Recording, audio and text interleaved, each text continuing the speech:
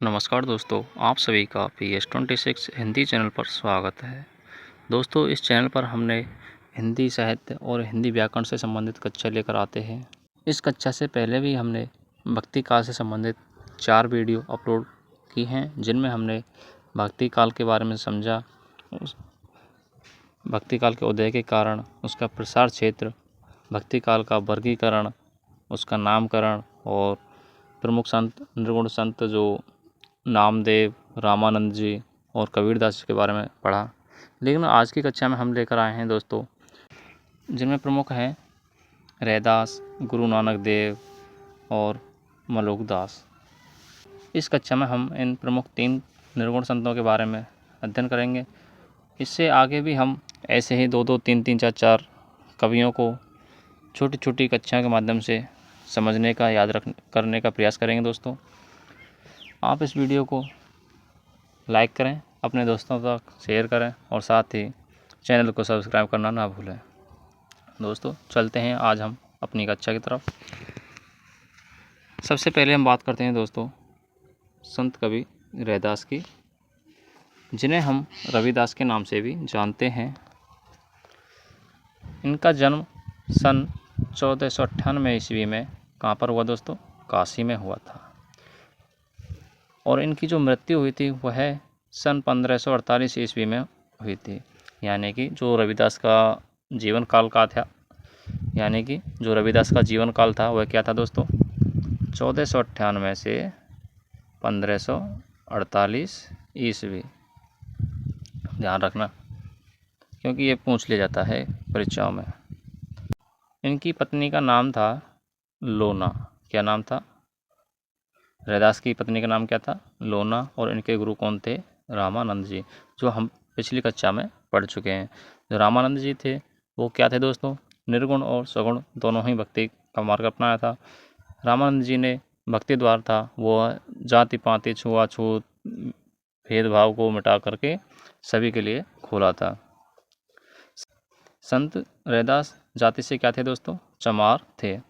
यानी कि इनकी एक पंक्ति भी है। क्या है पंक्ति? ऐसी मेरी जाति विख्यात चमार। और जो संत रविदास जी की जो छतरी बनी हुई है वह चित्तौड़गढ़ दुर्ग में बनी हुई है। ये सब तो ठीक है, लेकिन इनकी जो रचनाएं थी, इनके जो पद थे यानी उपदेश थे, उनका कोई लिखित संकलन नहीं है। यानी कि इनकी कोई स्वतंत्र रचना नहीं मिली है। इनके फुटकर पदों का संग्रह है रविदास की वाणी नाम से संतवाणी सीरीज में कितने पद? 40 पद, जो आदि गुरु ग्रंथ साहिब में संकलित हैं। यानी कि जो रैदास के पद थे उनके जो 40 पद थे वो गुरु ग्रंथ साहिब में मिलते हैं, और इनकी जो कोई स्वतंत्र रचना नहीं मिली है। अगला बिंदु है, रविदास की रचनाओं में कहीं पर भी रामानंद जी का उल्लेख नहीं मिला है। इस बात को आप ध्यान रखें। अगर प्रश्न पूछ लिया जाए कि किसकी रचनाओं में रामानंद जी का उल्लेख नहीं मिला है, तो किसकी रचनाओं में नहीं मिला है दोस्तों? संत रैदास या रविदास की रचनाओं में। कबीर ने इन्हें संतों का संत की उपाधि दी। यानी कि रैदास को कबीर ने क्या कहा दोस्तों? संतों का संत की उपाधि दी थी। संत रविदास को मीराबाई का गुरु माना जाता है। यानी कि मीराबाई के गुरु कौन थे दोस्तों? संत रैदास, जिन्हें रविदास के नाम से भी जानते हैं। और जो रैदास थे उनकी जो प्रमुख पंक्तियां थीं जो बार बार परीक्षा में पूछ ली जाती हैं कि निम्न में से यह पंक्ति किस कवि की है, ऐसे पूछ लिया जाता है। तो इनकी प्रमुख पंक्तियां थीं, मन चंगा तो कटौती में गंगा। ये मैंने नहीं दोस्तों, ये मिसप्रिंट हो गया है, तो यहाँ पर है। क्या है दोस्तों? मन चंगा तो कटौती में गंगा। दूसरी पंक्ति है, प्रभु जी तुम चंदन हम पानी जाकी अंग अंग वास सुमानी। यानी क्या है? प्रभु जी तुम चंदन हम पानी जाकी अंग अंग वास सुमानी। अगली पंक्ति है, पावर जंगम कीट पतंगा पूरी रहो हरिराय। पावर जंगम कीट पतंगा पूरी रहो हरिराय।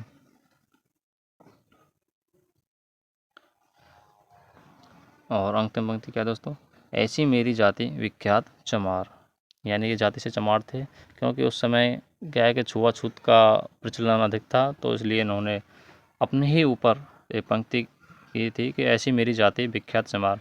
उन्होंने बताया कि मैं चमार होते हुए भी इतना विख्यात हूँ कि सभी को निर्गुण मानता हूँ। संत रविदास के बाद बात करते हैं दोस्तों गुरु नानक देव।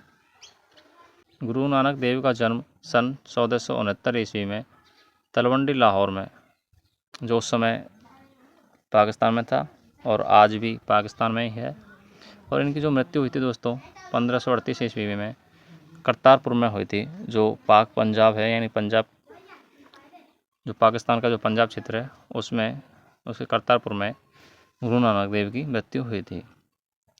गुरु नानक देव के जो पिता थे उनका नाम क्या था दोस्तों, कालूचंद खत्री।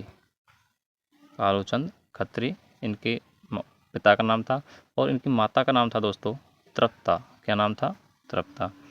और गुरु नानक देव की जो पत्नी थी उनका नाम था सुलक्षणी। क्या नाम था, सुलक्षणी। इनको आप ध्यान रखना दोस्तों। और इनके जो पुत्र हुए वह क्या थे, श्रीचंद। गुरु नानक देव के जो पुत्र थे श्रीचंद, और दूसरे पुत्र थे लक्ष्मीचंद, यानी श्रीचंद और लक्ष्मीचंद गुरु नानक देव के पुत्र थे। लेकिन जो इनका पुत्र था श्रीचंद, उसने क्या किया दोस्तों, उसने एक उदासी संप्रदाय की स्थापना की। अतः जो श्रीचंद थे इनके पुत्र, उन्हें उदासी संप्रदाय के प्रवर्तक माना जाता है। अब बात करते हैं दोस्तों गुरु नानक की भाषा के बारे में। गुरु नानक की जो भाषा थी वह क्या थी, पंजाबी एवं ब्रजभाषा मिश्रित थी। क्यों पंजाबी, तो इसलिए थी क्योंकि उनका जो जन्म स्थल था, जो उनका वातावरण था, वो तो क्या था, पंजाब एरिया था, जो पाक पंजाब में, जो पाकिस्तान के क्षेत्र में निकट थी, तो इसलिए उनकी जो मातृभाषा थी वह तो थी क्या, पंजाबी। लेकिन उनका जो कार्य क्षेत्र था वो अपने ब्रज क्षेत्र में रहे थे, तो इसलिए उनकी भाषा क्या थी, ब्रज भाषा थी। अतः पंजाबी और ब्रज भाषा मिश्रित भाषा उनकी मानी जाती है। अगली पंक्ति है, गुरु नानक ने श्रीलंका और मक्का मदीना की यात्रा की थी। यानी कि जो गुरु नानक देव थे उन्होंने श्रीलंका और मक्का मदीना की यात्रा की थी। अब बढ़ते हैं अगले बिंदु की तरफ। यह सर्वाधिक भ्रमण करने वाले एवं नारी सम्मान की बात करने वाले संत हैं। यानी कि सर्वाधिक भ्रमण करने वाले और नारी सम्मान की बात करने वाले संत कौन माने जाते हैं दोस्तों, गुरु नानक देव। नानक देव समन्वयशील एवं उदार प्रवृत्ति के व्यक्ति थे। जो नानक देव थे वह समन्वयशील थे और उनकी प्रवृत्ति कैसी थी, उदार थी। नानक देव के पदों को गुरु ग्रंथ साहिब के इसमें महिला प्रकरण में संकलित किया गया है। यानी कि जो नानक देव के जो प्रमुख पद थे उनको, जो इनका मुख्य ग्रंथ था गुरु ग्रंथ साहिब, उसके जो महिला प्रकरण में नानक देव के पदों का संकलन किया गया है। नानक देव भेदाभेदवादी संत कहलाते हैं। कौन से संत कहलाते हैं नानक देव, भेदाभेदवादी संत कहलाते हैं। कबीर ने अपने परम तत्व को क्या कहा, राम कहा, तो इसी परम तत्व को नानक देव ने शब्द कहा। इस पंक्ति को आप विशेषकर ध्यान रखें कि क्योंकि यह प्रश्न क्या है कि बार बार परीक्षा में पूछ लिया जाता है कि कबीर ने अपने परम तत्व को राम कहा और इसी परम तत्व को नानक देव ने क्या कहा, तो क्या कहा दोस्तों, शब्द कहा था। अब बात करते हैं कि जो गुरु नानक देव थे उनकी प्रमुख रचनाएं कौन कौन सी थी। दोस्तों उनकी प्रमुख रचनाओं के बारे में हम जानते हैं। पहली रचना है जपूजी, दूसरी रचना है असा दीवार, तीसरी रचना है रही रास, चौथी रचना है नसीहतनामा और पांचवी रचना है सोहेला। क्या है उनकी रचना, जपूजी, असा दीवार, रही रास, नसीहतनामा और सोहेला।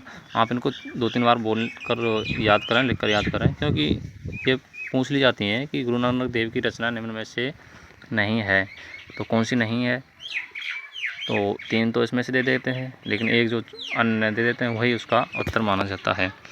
अब बात करते हैं दोस्तों गुरु नानक देव के बाद अगले जो संत हुए उनके बारे में बात करते हैं, और वो संत कौन से हैं दोस्तों, मलोक दास। मलूक दास की एक प्रमुख पंक्ति है, आपको पता होगा क्या है वह पंक्ति, क्योंकि इन्होंने क्या है कि आलसियों का एक महामंत्र दिया था, और वह महामंत्र क्या था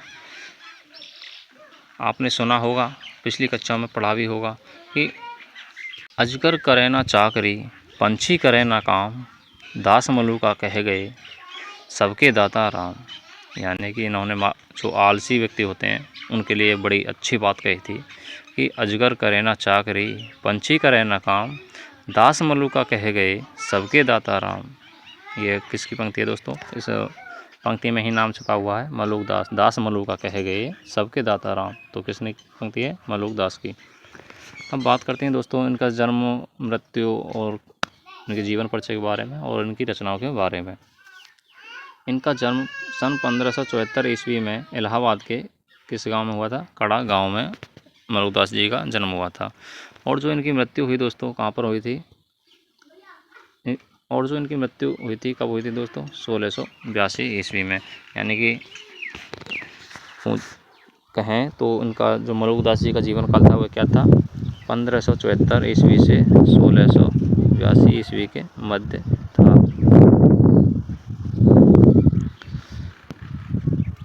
इस सब के बाद हम बात करते हैं दोस्तों कि गुरु कौन थे। मलूक दास जी के गुरु कौन थे दोस्तों? पुरुषोत्तम थे।